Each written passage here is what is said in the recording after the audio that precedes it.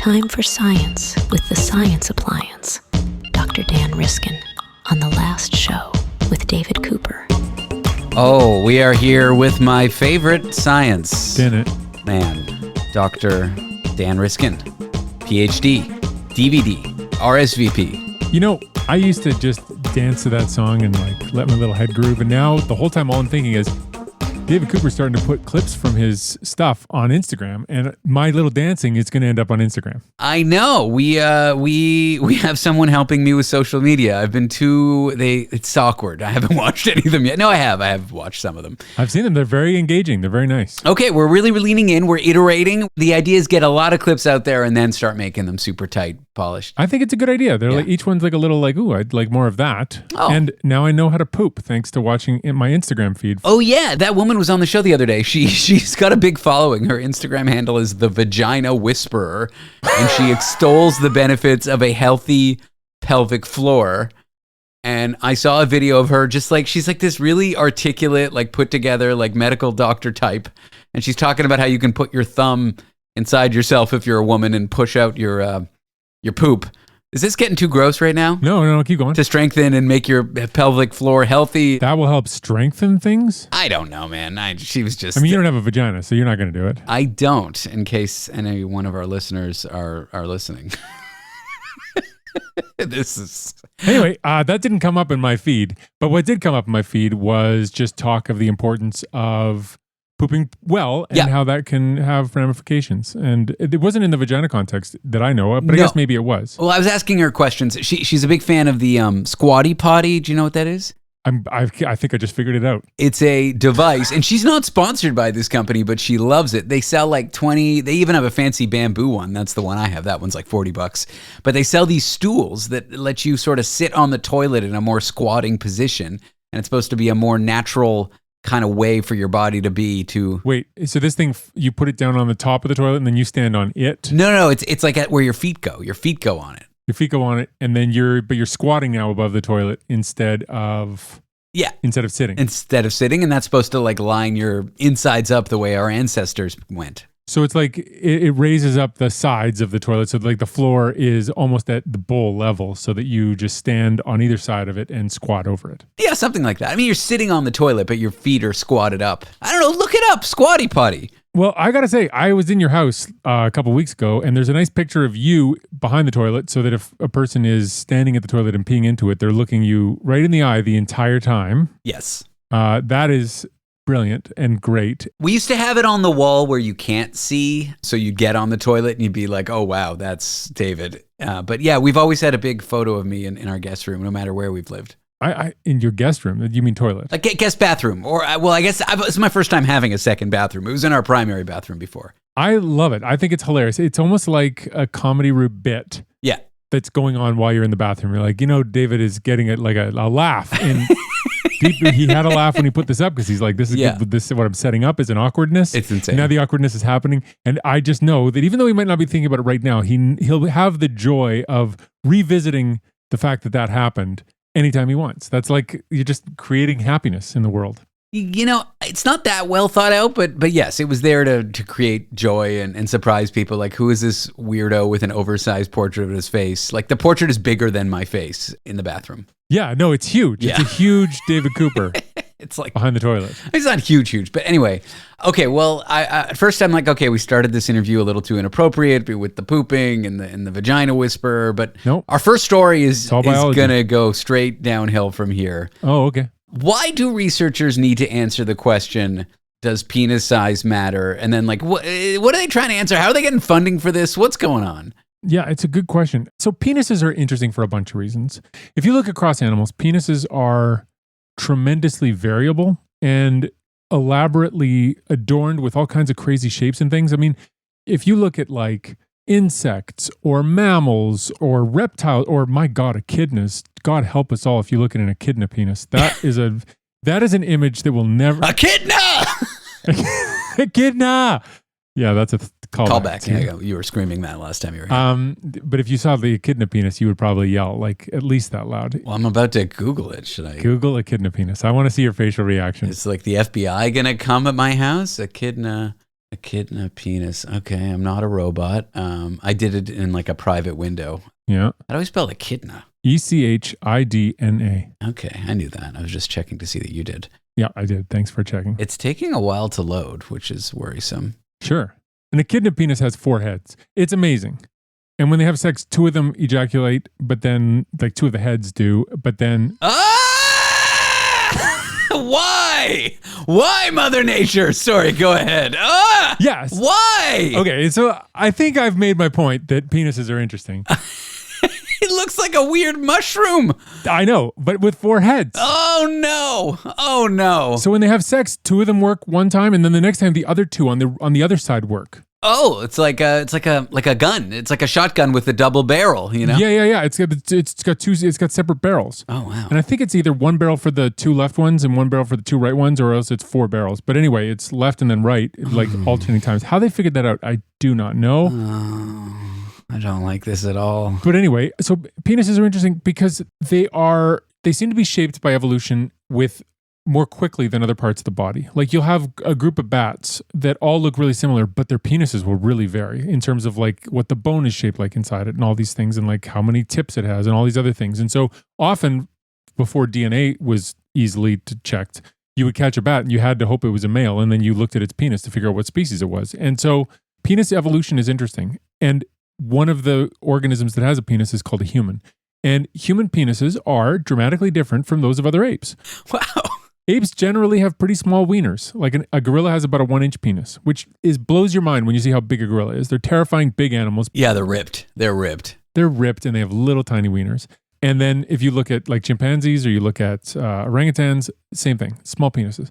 Humans, I mean, we're not hung like a horse, but we're compared to other apes, we're pretty big. So the question is, what has shaped humans to have such big penises? And so for this study, they thought maybe it's something to do with how other humans perceive a person based on their penis size. Like, what does a person's penis size when they're just walking around with a flaccid penis? Like, what does their penis size tell you about them? So what they did is they created a whole bunch of images of just like a body shape. It wasn't like a photo with a penis taped onto it or something like that. It was like, it looked like an avatar or something like that with silhouette or something. Yeah, like a silhouette. But what's a 3-dimensional silhouette? Like, you know what I mean? Like no facial features, just like kind of like a torso, but not just torso, like the whole body. But anyway, they made one of those with a schlong, and then they had it at different sizes. So they had it tall or they had it short. And once they created a whole bunch of these, they showed them to people in the study. And when they showed them to females found medium-sized penises more attractive than very small penises. Oh. And as you got into larger penises, they found that more attractive up to a point. And then after a while, it sort of plateaued. Once like you got around like 4 or 5 inches of flaccid penis, they were like, yeah, it's all the same. It doesn't really matter. So it doesn't get more and more attractive as you go. Men, on the other hand, if you ask them how intimidating is that body, if you were going to get in a fight with them, how scary are they? The bigger the penis, the scarier they were. And that was true for, short, tall, it didn't matter. Big penis looked like somebody didn't want to fight. And so the argument they make is the thing that shaped humans' penises and made them bigger is these 2 things. One, guys with bigger penises didn't have to get in as many fights because guys would back off because they were scared they were going to get beaten. And then second, the females found them more attractive. I had a urologist from like Long Island on the show once who was doing injections for men. And he was telling me that a lot of them don't really affect the size of the erect schlong, for lack of a better word. So these injections are really to make you look bigger when you're hanging out.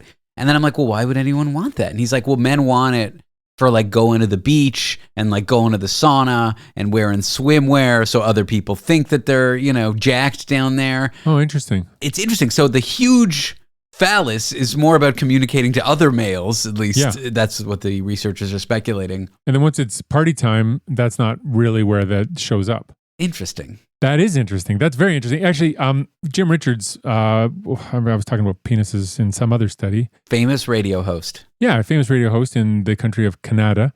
He used the term shower versus grower. Have you ever heard this? Yeah, of course. Yeah. I'm a grower. I mean, I'm neither, but I just mean like my You can offer all the information about your penis you want to. I will not share. My hanging out size is nothing to write home about, but I was once told by a partner that I had a very good phallus to body ratio. Oh, that's nice. So like while I'm not, huge, but because I'm short, the ratio of my height to my size was good. That's nice. Not great. I'm not, but the flaccid, the showing size is like, I'm no good in a sauna. It's embarrassing. Right. Well, maybe you should get some injections. I know a guy in Long Island. Well, I go to like co-ed nude steam baths, or at least I used to when I was in San Francisco, and it was always I just had to act confident, You have to. Yeah. You have to. When you're naked around other people, just project confidence. I think what you actually have going on is not as important. Why did you do that? What made you think, I know what I'll do today? I'll go and be naked in front of strangers. I don't know, Burning Man, like I just... Oh yeah, Burning Man, you must be naked all the time. It was in San Francisco. It's a very like hippy-dippy culture. Yeah. I don't know. Emphasis on the dippy. Yeah. Yeah. I don't know why I started going, but I got asked to be a best man at this banya. My friend, his future wife, me and Miranda were all there naked in the sauna, and then he's like, no, not best man. He said, do you want to be in my wedding party? I got asked to be in a wedding party at the naked steam bath, so. Oh, wow. I'm no stranger to being naked around strangers. The first half of that sentence brought up a lot more questions for me. So you're like, let's go on a double date and let's see each other's partners and each other naked. Yeah. I don't go to like swingers events. That's the end of it. I'm not like a... That is a swingers event functionally. Not really. It's social. It's not sexual. It's like taking a sauna. Taking a sauna is not a well, I mean, sure. But it's a social activity. I mean, don't the Swedes do that? Don't they all get naked in sauna? And if you're like, oh, it's sexy, they're like, no, it's not. Yeah, but those are Swedes. I feel like if you're raised in that world, you can believe that. But I mean, we're also repressed here in North America. True. That somebody's shows a little skin on their leg when they cross the street, you're like, oh gosh, we freak right out. So I reject that context. Anyway, okay, so you're there with radio host Jim Richards. I guess you're talking about this story. What is it? No, the shower versus grower. I was just introducing the terminology. That's all. Oh, that's it. That's it. I was just crediting him with the terminology because he was like, I just came across these terms. Have you ever heard these? And I was like, no, I've never heard these, but David Cooper's heard them. Maybe he heard them from you. You've never heard shower versus grower? Yeah, grower versus shower. I've heard that many times. Well, maybe we've spent less time at saunas than you have. This is getting weird. Are you sure you want this aired as a podcast, Dan? Definitely as a podcast. Oh, yeah, for sure. Yeah. Right, I haven't said anything I regret. Okay, I regret everything. That's good. There's a restaurant here in New York, and the owner is like this nebbish Jewish guy. The restaurant's called Balthazar, and his memoir is called I Regret Almost Everything. And I'm like, damn, he stole my memoir name, and I didn't even know I wanted my memoir name that. Yeah, that's a good memoir name. That's good. Okay, so that's what we have to learn. Women prefer a medium-sized thing. Men are intimidated by you if you have a large-size thing. Is that the conclusion here? Yeah, and you know what? If that is true, and that is what they conclude, but I think, I don't know, not everything, just because we respond to it doesn't mean that's the reason it is the way it is, right? Like, I respond to a lion's roar with fear, but that's not why the lion evolved a roar. The roar presumably evolved for something that lions care about. My impression of it doesn't matter. So it may be that penis size evolved for other reasons. A lot of body parts will change shape for reasons that are just like have to do with, maybe it's related to genes for tooth size, and it was actually tooth size that changed, and because it's related genes, it changed the penis size. Like there are lots of other possible explanations, but if it is true that females like the penis size to be larger but not crazy large, and fighting men are more intimidated by crazy large. But the fact is, if that is outside the distribution of what sort of the normal bell curve is, and the bell curve sort of rests around where female preference is, that would suggest that that's been a more important evolutionary pressure than the fighting males thing, that female choice has been much more important than male fighting. I've always wondered why no one picks fights with you, Dan, but now I know. That's it. That's the main reason. The main reason is because I will talk their ear off about science. Speaking of fear and lions, when we come back in just a few moments with Dan Riskin, we'll talk about how horses engage with fear. Mm-hmm. But they don't just see it. They don't just feel it. They smell it. A horse can smell a scaredy pants human. And what that means about riding them, we'll find out. And probably more, maybe less, here with Dan Riskin, who's a doctor. So he's Dr. Dan Riskin. Kenneth, that's your middle name, right? Yes. Dr. Daniel Kenneth Riskin. What's your birthday and social? I can't remember right now. I'm having a hard time. All right, we'll be back.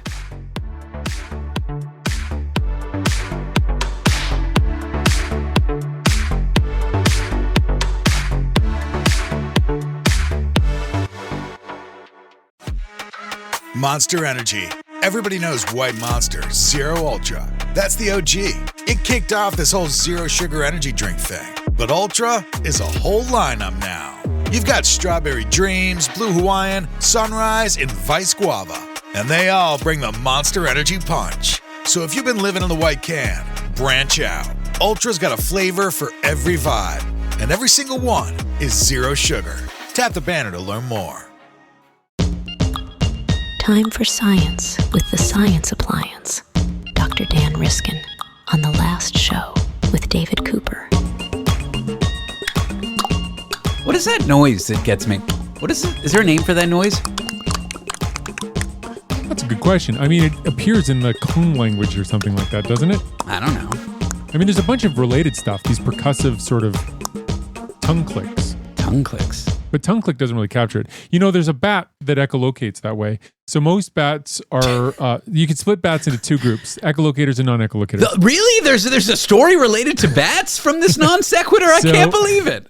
I know. Bear with me. So most bats echolocate with their larynx, like the way I talk, like or they go and it's really high pitched, and then they echolocate with it. But there's a whole family of bats called the flying foxes, which I saw a bunch of flying foxes when I was in Australia. They're lovely and they get quite big and they look like dogs, but they don't echolocate.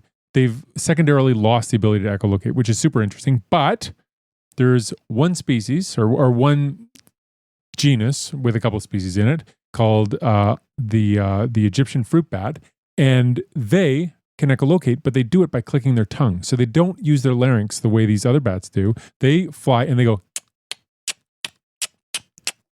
and they click on the right side, then the left side, then the right side, then the left side, then the right side, and the left side. And as they do that, they listen to the sounds, and it sends out this broadband sound, and it's a lot less fancy than the sounds that the laryngeal echolocators make, but it works. Now, are they fruit bats who just prefer Egyptian fruit and they're found all over the world? Or are they fruit bats that you can only find in Egypt? No, I've never heard that joke, and that's the way I should have been thinking about it. Yeah. I love it. No, they're found in Egypt, but they're also found in other places. Okay, so they'll eat any fruit, not just Egyptian fruit. That's right. Rosetus egyptiacus, I believe. But there is other Rosetus bats, and I think they echolocate too. I won't get on a horse. I used to ride them as a kid because you're on this like 1-ton animal that is skittish and that freaks out. Like you're basically riding a cat. Like if I drop something off, like if I drop a book off of my table and I'm holding my cat, he will claw me. You know, like they are terrified of everything all the time. How humans evolved to ride these things when they're so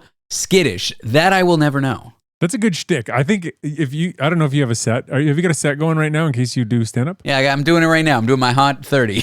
No, I don't do stand up anymore. But go on. I think that is a good opener. I might steal that. It's all yours. That horses are basically like cats. Why do people ride horses? I mean, it's functionally the same as riding a cat. It was brilliant. I love it. The horses like noises, like a horse gets bit by a bee and then you're dead because it bucked you off. Like, yeah, these are not. They have no chill, horses. No, okay? They do not chill. No they chill. Do not chill. No chill. And also, they can kick you. If you've ever seen a video of someone getting kicked by a horse, you realize you would not have the reflexes to get out of the way. No, I don't know why we trust these things. We should be terrified of them. They're like rhinos. Stay away from them. Hippos, get away. Now, hang on. Rhinos, they are closely related to rhinos. They are perissodactyls.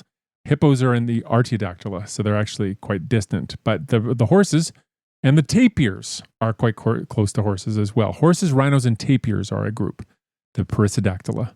And I'm glad you asked about the horses and their fear, because I have a science story about horse fear this week. Who'd have thought? Does it have to do with bats in Egypt? Everything does. Okay. You used an interesting turn of phrase just now where you said, I don't understand how humans evolved to ride horses. And I misspoke, but maybe in some sense it's true, yeah. No, but it's interesting because we do ride horses and we have for a long time. Which means we evolved to do it. Well, we have a relationship where we do. And so the question is, have we been shaped by that? And have horses been shaped by that? Certainly, horses have been domesticated. Certainly, we've changed a lot. Like we've selected for certain types of things. We have race horses, we have work horses, we have those Clydesdales just to carry beer around. We have all these different kinds of horses. We've got wild horses that couldn't really keep me away. No, that's a Gino Vanelli reference. Nobody in the States is going to get that joke because that's a Gino Vanelli song. It's a Rolling Stones track. Wild horses could not drag me away. Who wrote from that song? You. Gino Vanelli, man. No, that song is by The Stones. the Stones, and it was covered by... Wild horses couldn't drag me away. I don't know why Bob Dylan's singing it. Yeah, there was a ton of covers of it, but it was... No, but those are two different songs. I thought you were making a Gino Vanelli reference. You were making a Rolling Stones reference. People will get the Rolling Stones reference. You're fine. Okay, go on. As I was saying, because horses have been selected, it's possible that we have bred things into them that we don't realize.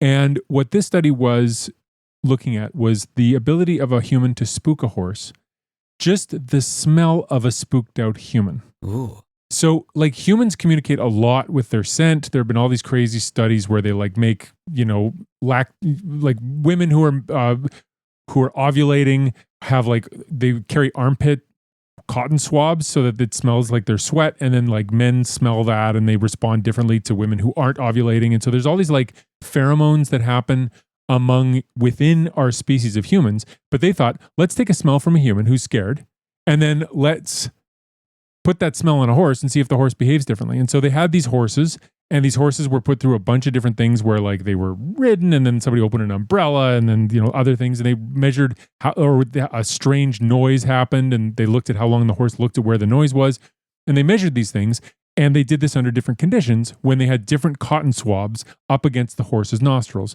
And the cotton swabs were either a control, which had nothing on it, or cotton swabs that had been in the armpit of a person when they watched funny movies, or in the armpits of a person when they watched a 40-minute clip of, dear God, the scariest thing I've ever seen. I watched the trailer to this movie that they used for the study. It's got Ethan Hawke in it from 2012. What's it called? Starts with an S. Sinister. Holy smokes. That is the scariest trailer I've ever seen. So anyway, people watched that trailer with the cotton balls up in their armpits, and then that armpit cotton ball was put against the nostril of the horse, and the horses are measurably more spooked when they have the smell of the person who watched the horror compared to the smell of the person who watched the funny movie or a control cotton ball. I guess that phrase, like, he can smell your fear, there might be truth to it, at least for horses. Yeah, they can smell your fear, and it scares them. Oh. Which is really neat. I mean, they say dogs can smell fear. I believe that. Sure, there might be a study for that, but this is horses. This could apply to, like, I don't know, people who race horses in the Olympics and stuff when they're like doing all those crazy jumps and stuff, like don't be scared when you're about to hit a big jump on your horse while you're riding. This is very relevant for modern people. Yes. Most people ride horses in the Olympics. So yes, major takeaways for everyone from this story. But the short of it is, if you're riding a horse, you got to really commit. You can't be scared or the horse will get scared. But this is also bigger than that. So it's the fact that you've got a smell between species that conveys emotion. That's interesting. And it can be detected, but it also elicits the same emotional response in the recipient. That's interesting. So is it that horses have been bred to pay such close attention to their humans that they've evolved this ability? Or is it the fact that they're mammals, and mammals have really similar overlapping smells that they make when they're scared, and you could do this with the smell of a scared horse, and it would work even better. And if you gave it the smell of a scared echidna. Echidna! A scared echidna penis. What is it? Echidna? Echidna! Yeah. Okay, this is all fascinating. It is. I do want to get to one more story, though. Okay, what's your other story? Should we jump into it? It's your other story, Dan. You're the science man. Which one is it? I can't remember. Dan, science man. Earlier in the week, I was talking about white lies, little white lies, with our therapist who comes on the show. We have a little weekly segment called Therapy Thursdays on a Wednesday. Of course you do. Oh, God, you guys are funny. I think you're so funny. Okay, all right. Well, some of the other names are, we do a tech segment. We call it It's Time for Technology Time. Now, okay, white lies. I grew up with them. My mom she really stressed on me almost oddly at a young age. There's a real difference between lies, which are wrong and dishonest. How could you ever lie? And white lies, which are totally fine. That's how I was raised. I don't know if that's a good way to raise someone. I don't know if those are good beliefs, but science people, otherwise known as scientists, talked to a bunch of participants and tried to get the scoop on white lies. And the results were kind of in defense of my mother, to be honest. Right. Yeah, your mother thinks the world of you and tells you so no matter what you do. Is that what you're saying? Well, I don't want to open that can of worms. Look, she would like me to have 75 children by now. But other than that, she's lovely. Sure. Maybe you do, and you just don't know. Mm. Oh, look at how you just bit your lips. All right, so let's see. The researchers in this study, they were going at the idea that, like, if you are the judge on a cooking show and somebody makes their food and it's terrible, a moral person, should they tell the truth every time, or should they spare the feelings of the person? And so they tried scenarios where the judge tasted it and the person who was getting the feedback was very insecure. Should the person say a white lie and say, no, your mousse was very good? Or should they say, your mousse is terrible? Who's the more moral person? What do you think? I think there's arguments for both sides, really. Yeah, well, so did the people in the study. They actually found that the person who told the white lie and said, no, it's good, were more moral. And then they did a scenario where the person who was cooking wasn't a lightweight. Like, they could handle criticism. They're like, no, just tell me the truth. Again, the person who told the white lie that it actually, you know what, it wasn't, it was I liked it very much. That white lie scored higher than a person who tells the truth all the time. But when those people, and there were like 880 people in the study, that was the consensus, is that a person who tells white lies to make a person feel better is more moral than somebody who always tells the truth. In other words, there's something more important than truth, which is kindness. But when asked, they said, would you want that judge to be honest with you? 60% of people say, yeah, I want them to be truthful with me, but I can see why they do it for other people. But really, they think that that's better. So that's just an interesting guide. And, what is truth, really? We've completely blown the truth circuit this year. Like, with AI, nobody can tell anything. So what's the point in telling somebody their mousse sucks? Sometimes my girlfriend's like, do you like my hair today? Like, do I look good in this outfit? And usually I'll say yes. And then she'll say, would you tell me the truth if you didn't like my hair? And I look at her and I say, I probably wouldn't. So I'm kind of truthful that I lie, but she knows I like her hair. She knows yeah. But I'm also a cheap sell. Anyone with red hair, I'm in. I know you like red hair. You've got gingivitis. You've said gingivitis. So do you, have you ever tried like just every once in a while saying, nope, don't like it? Well, if something's like egregious, especially when we're shopping. Builds your credibility. It's almost more important like to be really decisive like that. If you kind of don't like it and you're kind of indifferent, pretend you hate it. And then you like, of course, if I hate it, I would remember I told you that I hated that other thing. If we're shopping and she tries on an outfit, I will give her brutally honest feedback. Interesting. Because I'm just like, well, you haven't bought it yet, and you actually want to know what I think, Yeah. But if you're like about to go to a party and you really like your own dress, and then you're like, what do you think of me in the dress? I usually think she looks great. Side note, I'm not like lying to her all the time, but I will lie, and then if she says you would tell me that anyway, I will say yes, I would. Don't ask me. Send a photo to your friend. I'm not gonna tell you look bad. That's not in my own best interest. What's funny is Shelby has one dress that I make fun of because I think it's like I think it doesn't look good. The ugly dress. It's not ugly. It's just. It's a style choice, but she consistently gets compliments from her undergrads on it. And I'm like, listen, if you've got women in their 20s telling you it looks good, and I'm telling you as a 50-year-old man that it looks bad. They want good marks. They're being sycophants. They're like, your dress looks great. Give me an A. No. I mean, they're going to get A's anyway. She's a great teacher and they're all doing fine. All right, fine. But when they're like, oh, I like that dress. You should listen to them and not me. So that's what I also say is like, I'm not who you're trying to impress. Like, I'm not your key demographic here. Yeah. Like, I think you look amazing no matter what. You don't have to wear a fancy dress for me, but she's got a bunch of dresses I like too. So but the fact that I have that in the roster, the fact that I'm like very clear about that one dress and I'm like, it's good. It's not for me. That builds my credibility with all the other dresses.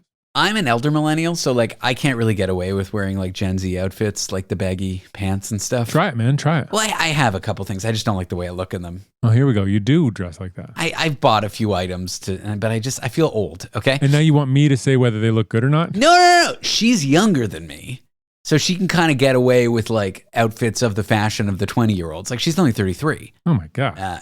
She's a baby. I know. Well, I'm 40 in a few months. Yeah, I'm old. I keep forgetting that I'm a lot older than you and you're a lot older than her. She's like, oh, do you like this real like Gen Z coded outfit? And I'm like, dude, it looks too young to me. Like, I don't like it, but I get that it's the fashion and you probably look good in it. That's a good response. How does she respond to that response? I don't know. She wears what she wants. She's not. Yeah. She doesn't really like dress for like a male gaze. She wears like colorful, weird outfits, but not like sexy, like, like crop toppy kind of like stuff. So she's not dressing for me. She's dressing for her.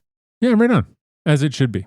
As a home cook, when I first started my journey, if my friends came over and like anything I made was bad, and it probably was, right? Because I didn't have a lot of experience. You're starting your journey. Exactly. I used to make this cube chicken with caramelized onions. It was horrific. And at one point, Miranda broke down during a meal and she was like, I hate your cooking.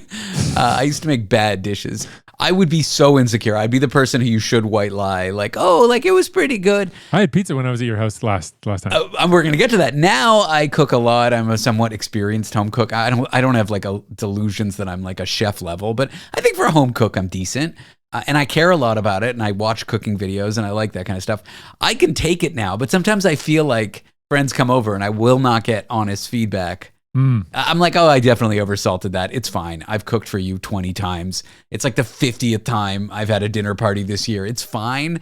I'm okay. Like, was it too salty? And people would just be like, no. Well, Miranda will tell me the truth. What's the pizza I made for you? Was there any room for improvement? No, God, no. I've been dreaming about it ever since. It was timing. You wanted to get out of there earlier than you did. No, the pizza was... No, I enjoyed your company. Hanging out with you guys was like the highlight of the trip. So the pizza was nice too, but hanging out with you guys was lovely. We watched Jeopardy. We had a good time. Oh, yeah. Miranda's good at Jeopardy, huh? Yeah, she is. Yeah. She is, but I did get one. I got one. I just wanted one that I got before you guys, and I did get it. I don't remember what it was. You swept like an evolutionary biology category. Oh, what a coincidence this episode's on, eh, guys? You weren't doing that well. Like Miranda, obviously she was winning. I think I might have been doing as good, maybe a little better than you, but not because I'm smarter, just because I watch Jeopardy all the time. So I kind of get the idioms and I get the context clues a little quicker than I used to. But then this evolutionary biology category comes up and you start answering them. And every time you get them right before us, you turn around, you're like, sucker, you idiot. Or like, I made a guess. You're like, wrong, idiot. It was very... I remember it differently, but that might be true. Yeah, and you were screaming at the contestants when they got it wrong. Oh, I You're yelled like, at them. You idiot, you idiot. Yeah, I yell at the contestants, but I don't yell at my hosts when I'm in your home. You got a little overly competitive. Do you have a competitive streak to you? No, but I'm loud and have a deep voice, so often it comes out wrong. It gave me great joy watching you scream at everyone, probably only contestants, but how stupid they were. Yeah, I yelled at the contestant. Well, that one contestant. Really. They like got something wrong about birds. And then, there was the bird one. That's right. Wren. Yeah. Wren was the answer. You were like, Wren, you idiot. And they said like, I don't know. A canyon this has a melodic tune. And it was birds for 4-letter bird words. I was like, obviously it's a canyon wren. Yeah. What do we do? What do you think? It's a canyon hawk? That's no such. I think that was what the contestant said. Yeah. And we're currently watching Amy Schneider. We're getting pretty in the weeds here, but I guess it's a podcast. This is what people like. Yeah, you watch all the Jeopardies in order, and you're still in the mid 2011s? Yeah, I started at the beginning of the pandemic. So like Alex Trebek was still alive, and I'm going through them all. So we're just at the beginning of 2022 now. Yeah, Trebek's dead. So we've watched 2 years of Jeopardy in 5 years, or almost 6. Yeah. That's a good rate. You'll catch up. But I never will, I guess. They'll stop eventually, and then you'll just, I don't know. Anyway, Amy Schneider, she's like the third most winningest Jeopardy. No, we did this. It's not third most winningest. It's the third winningest. Okay. Well, that was close. But, she was the one who got the hawk instead of the wren. And you were like, Amy, you idiot. And I'm like, dude, she ain't an idiot. She is. Well, this is... that was the one thing I'm going to know that she doesn't know. So I have to take this moment. If they do a bat category, pause it and wait till I come over next. Matea Roche or Roche. Yeah, Toronto. Yeah. I had her on 2 things. I was doing radio at the time. I had her on my program when she was 3 wins into her run. And everyone was starting to get excited, or maybe 5. And I asked her, like, it's all done now. They obviously tape months in advance. How many did you win? She's like, I can't really answer, but like nothing too... Hey, whatever. She just like really downplayed my question. Yeah, she'd have to. And I didn't ask her it on the air. I said, you're not being recorded right now.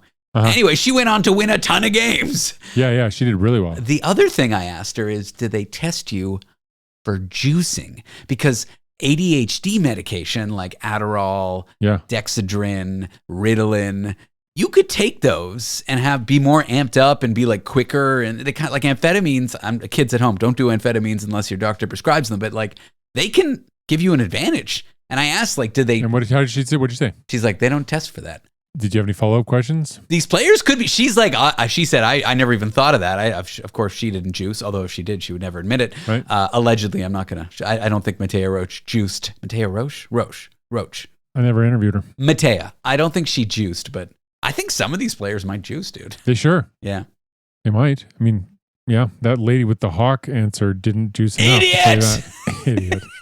Anyway, the pizza was good. Yeah. And I enjoyed it very much. Okay. And I was chasing that. I've had pizza a few times since, and nothing is the same. And now I'm looking at my calendar and thinking maybe I'm going to be back in New York in March. Maybe I can come to your house and have pizza. I will make a pizza.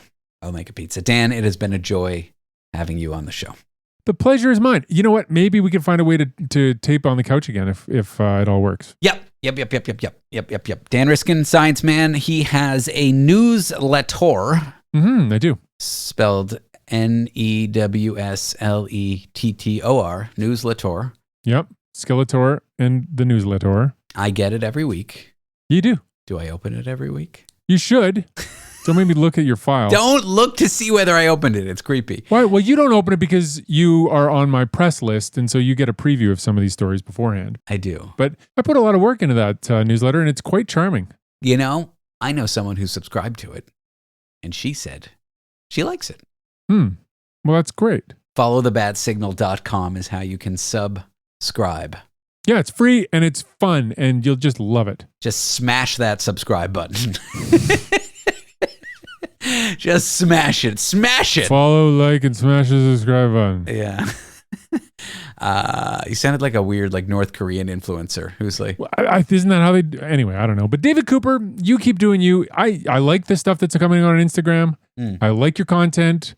I think you're funny. Thank you. I like the picture of you above the toilet. I like the pizza. I like you too. And I like watching Jeopardy with you. So 10 out of 10. 10 out of 10. No notes. Comments. No notes. No notes. That's it. No notes. Well, I like you. You're cute. You're smart. You got a fun way about you.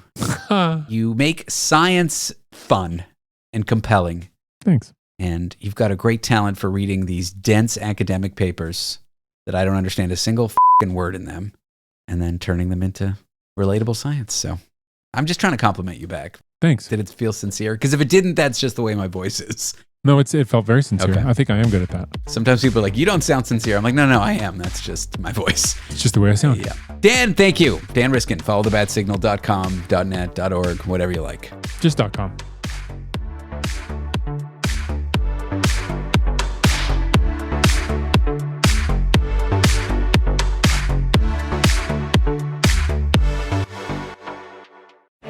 The world is changing.